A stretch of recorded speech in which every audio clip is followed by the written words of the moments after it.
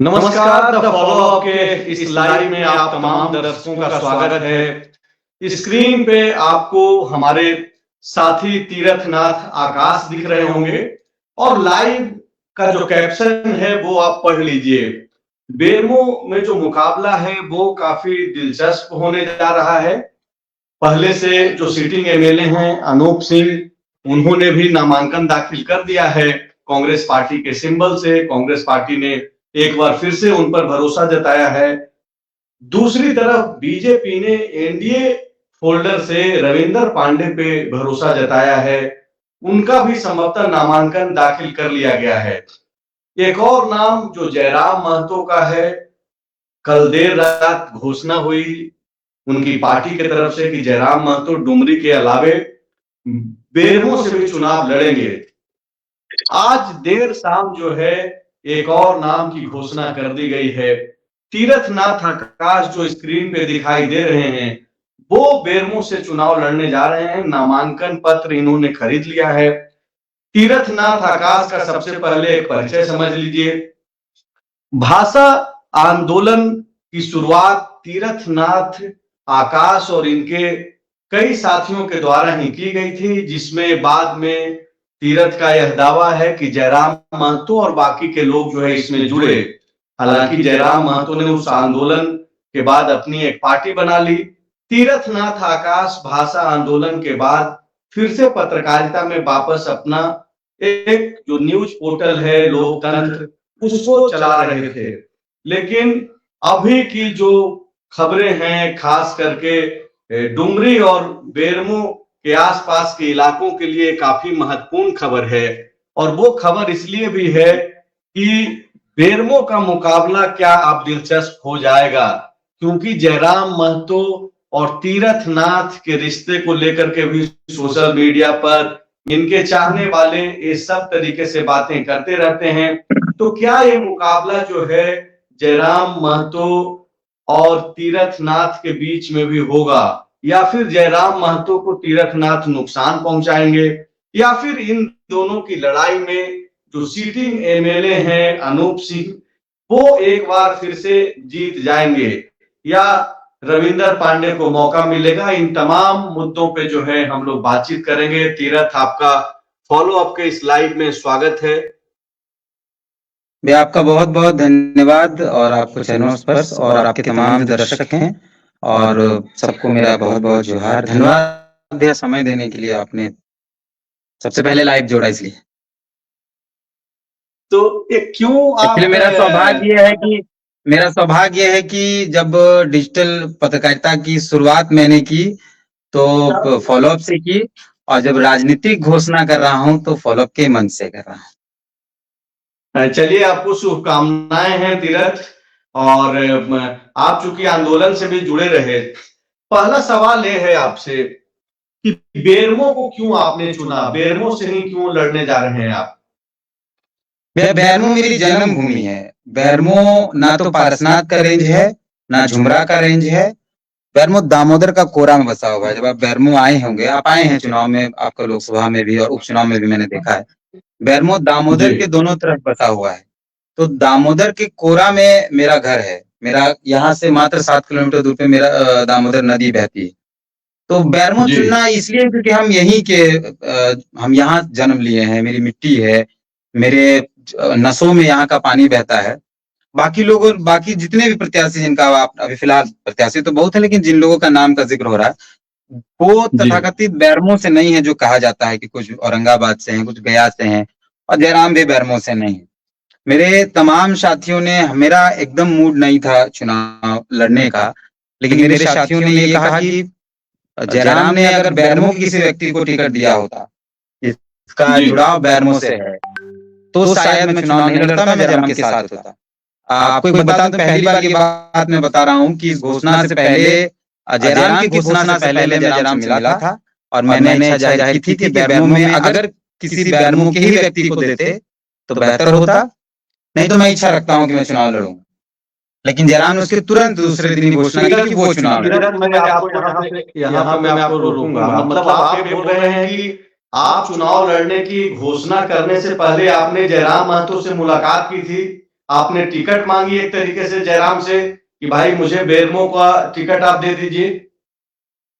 मैंने दो बातें कही। मैंने एक बात कही कि किसी बेरमो के ही, जो बेरमो की मिट्टी का बेटा है उसको दो, और अगर कोई नहीं है वैसा तो मैं चाहता हूं कि मैं इच्छा रखता हूं कि मैं चुनाव लड़ूं। निर्दलीय लड़ने से बेहतर है मैं तुम्हारी पार्टी से। और मैंने कहा कि सारी 2 साल की नाराजगी सब समाप्त करके अगर मैं आया हूं इस बात को लेकर कि झारखंड के मुद्दे महत्वपूर्ण है, साथ आ जाते हैं। सब लोग इधर उधर जा रहे हैं, जब अमित महतो चले गए, लुइस मरांडी जब चली गई, तो मैंने कहा कि मैं इसलिए तुम्हारे पास आया हूं। उसके 24 घंटे के भीतर फिर जयराम ने, 12 घंटे के भीतर जयराम ने घोषणा कर दी कि वो चुनाव लड़ेगा। 2 दिन 3 दिन तक तो मैं शांत रहा, लेकिन मतलब 1-2 दिनों के अंदर आपकी मुलाकात हुई है? 2 दिन पहले मुलाकात हुई है आपकी? 4 दिन पहले जयराम ने जिस दिन, मतलब उसके नॉमिनेशन, उसके डुमरी, मतलब 22 तारीख को मैं मिला हूँ, 22 तारीख। तो ये मतलब क्या माना जाए? एक तो आप टिकट मांगने गए, टिकट आपको मिली नहीं। अब जबकि जयराम महतो ने खुद घोषणा कर दी है कि वो चुनाव लड़ेंगे डुमरी से, तो आप जब चुनाव लड़ेंगे, आपने भी अब घोषणा कर दी, तब तो उसका सीधा नुकसान जयराम महतो को होगा। किसको नुकसान होगा, किसको नुकसान नहीं होगा, इसका बिना आकलन करते हुए मैं चुनाव लड़ रहा हूँ। मैं बेरमो के लिए चुनाव लड़ रहा हूँ, बेरमो को फायदा हो, बेरमो के, हम फिर से कह रहे हैं कि जयराम अगर बेरमो की किसी बेटा को या बेटी को, जैसे पूजा थी, कमलेश महतो थे, उत्पल मंडल थे, महादेव रवानी थे, उनके पार्टी से जो लोग थे, अगर उनको किसी को दिया जाता तो हम चुनाव लड़ने के मूड में नहीं थे। लेकिन जयराम ने भी मतलब अपना घोषणा किया, वो बेरमो के मूल नहीं है। तो जब बात हो रही है खतियानी की, मूल की, मिट्टी के पुत्र की या पुत्री की, तो उस हिसाब से तो फिर जयराम को भी हम नहीं स्वीकार कर सकते हैं, खासकर बेरमो। तो किसको नुकसान होगा, नहीं होगा? खतियानी या फिर स्थानीयता का जो भाव है वो ठीक है, ये होना चाहिए, इसके समर्थन में मैं भी हूं। लेकिन क्या ये माइक्रो लेवल पे इस तरीके से आ जाएगा कि अब कोई झारखंडी नहीं होकर के अब कोई बेरमो का हो जाएगा, कोई डुमरी का हो जाएगा, कोई टुंडी का हो जाएगा, कोई पलामू का हो जाएगा? तब तो फिर पलामू में भी कोई गांव अपना पकड़ लेगा, कोई प्रखंड पकड़ लेगा। तो इस माइक्रो लेवल पे अगर इस तरीके से अगर लोग सोचने लग जाएं, तब तो फिर चीजें बहुत दूसरे तरीके से दिखेंगी। तीरथ, आप तो क्योंकि पत्रकारिता करते रहे हैं। देखिए भैया, लोकसभा चुनाव, विधानसभा चुनाव, पंचायत स्तरीय चुनाव, ये चुनाव इसीलिए होते हैं कि वहां के लोगों को प्रतिनिधित्व मिले और उनको अपना एक प्रतिनिधि मिले। अब बेरमो के लोग, अगर बेरमो के लोग टुंडी तो नहीं जाएंगे, बेरमो के लोग दूसरे जगह तो नहीं जाएंगे। बेरमो का जो समस्या है, जयराम ने भले ही ख्याति प्राप्त होने के बाद उनको लगा कि हम सब जगह से चुनाव लड़ सकते हैं, लेकिन बेरमो का एक्चुअल जो मूल समस्या है जयराम को नहीं पता है। वो तो हम लोग जानेंगे ना, जो यहाँ की मिट्टी का है। तो आपको क्या लगता है जयराम की जो लोकप्रियता है, ठीक है, आपको तो सबसे पहले इस चीज के लिए भी बधाई, शुभकामनाएं कि आप निडरता के साथ उन लोगों के बीच चुनाव लड़ रहे हैं। अनूप सिंह जो काफी माने जाते हैं कि भाई बेरमो का जो इलाका है उनपे उनकी एक अपनी पकड़ है। रविंदर पांडे पुराने नेता, अनूप सिंह स्वर्गीय राजेंद्र सिंह के बेटे, जयराम महतो जिनको इतनी पॉपुलैरिटी मिली है झारखंड में कि वो इतना कर रहे हैं कि टुंडी से नहीं लड़ करके डुमरी से लड़ रहे हैं और आप बेरमो से भी लड़ रहे हैं। तो जाहिर सी बात है कि वो कॉन्फिडेंट तो उनके अंदर है और वो उनकी भीड़ जो है, उनके लोग वो सारी चीजें उनके भीतर डाल रहे हैं और उनको वो जज्बा वहां से मिल रहा है। तीरथनाथ जो मेरे जैसे आप पत्रकारिता कर रहे थे, सवाल पूछ रहे थे, अचानक से अब आप चुनाव लड़ेंगे, तो इसका आप कुछ आकलन कर पाए? आपके साथ लोग खड़े हो पाएंगे? बेरमो के लोग हैं मेरे साथ। पिछले 2 दिनों से मैं बेरमो के हर उन इलाकों में बुद्धिजीवियों से मिला हूँ, युवाओं से मिला हूँ। उसके बाद मैंने ये फैसला आज लिया है और ऐसा नहीं कि सडनली ये कुछ हो गया। पिछले 4 दिनों से, जब से मैं जयराम से मिलने गया था, उसके बाद से जब मुझे जयराम ने घोषणा कर दी कि वो लड़ेंगे चुनाव, तब से मैं बेरमो का जितना जो क्षेत्र है जहाँ पे बुद्धिजीवी लोग रहते हैं, युवा रहते हैं, मैंने सबसे मुलाकात की और सबने पहले इस बात की सहमति दर्ज की कि अगर घोषणा होने दो फिलहाल, अगर घोषणा में जयराम किसी बैरमू के व्यक्ति को देता है तो उसको समर्थन करना है, और हम इस बात के लिए सहमति दर्ज करते। लेकिन जयराम ने जब खुद के नाम की घोषणा की तब हमारे जहन में या मेरे साथियों के जहन में या कई लोगों के जहन में यह आया कि बैरमू का ही व्यक्ति होगा जो बैरमू के विकास का पैमाना तय करेगा। जैसे जयराम बार बार कहते हैं कि पारसनाथ का बेटा, पारसनाथ का बेटा, पारसनाथ का बेटा।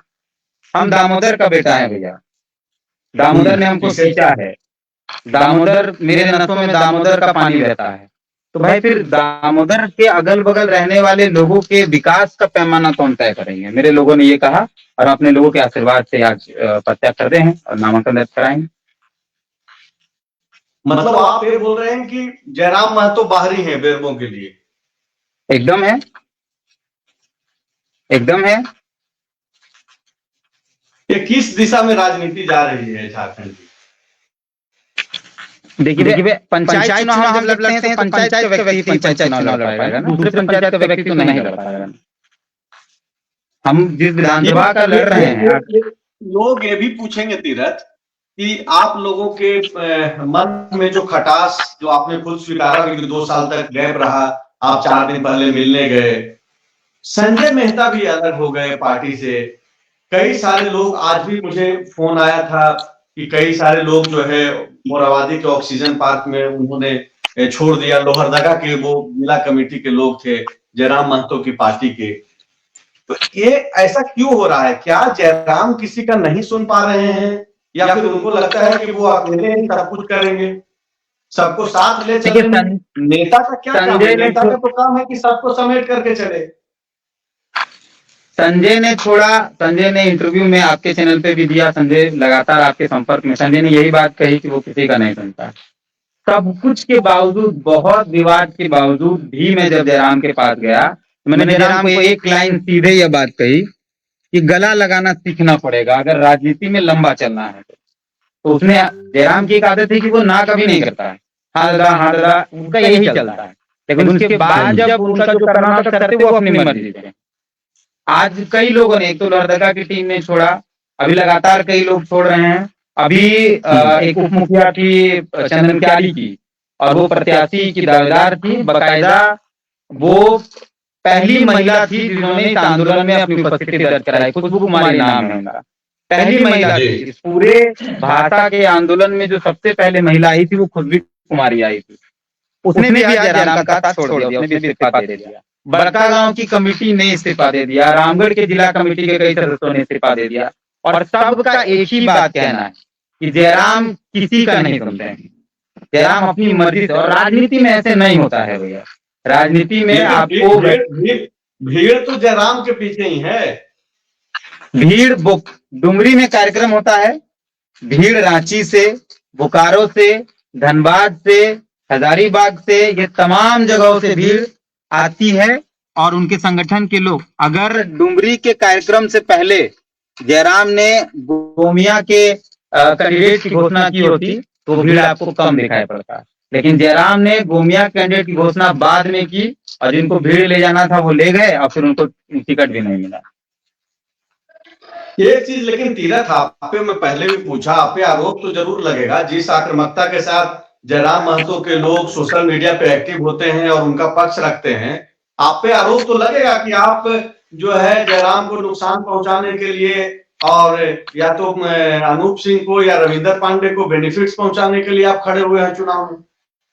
लेकिन राजनीति में जब आप प्रवेश करते हैं, जब हम राजनीति में आते हैं तो किसी न किसी को नुकसान, किसी न किसी को फायदा जरूर होगा। और हम ना तो जयराम के खिलाफ चुनाव लड़ रहे हैं, ना अनूप सिंह के खिलाफ चुनाव लड़ रहे हैं, ना रविंदर पांडे के खिलाफ चुनाव लड़ रहे हैं। हम बैरमो के लोगों के लिए चुनाव लड़ रहे हैं।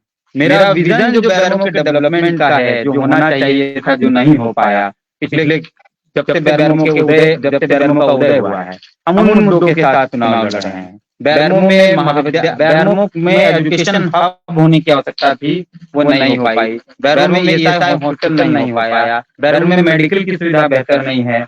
मैं इसी क्षेत्र से आता हूँ भैया। आज से 9 साल पहले मैं रांची सिर्फ पढ़ने के लिए गया था, और ये दर्द अंदर आज भी है कि मेरी माँ ने, मेरे पिता ने, हमें एक बेटा है अपने पिताजी का, माताजी का, और मेरी 4 बहन की शादी हो गई थी।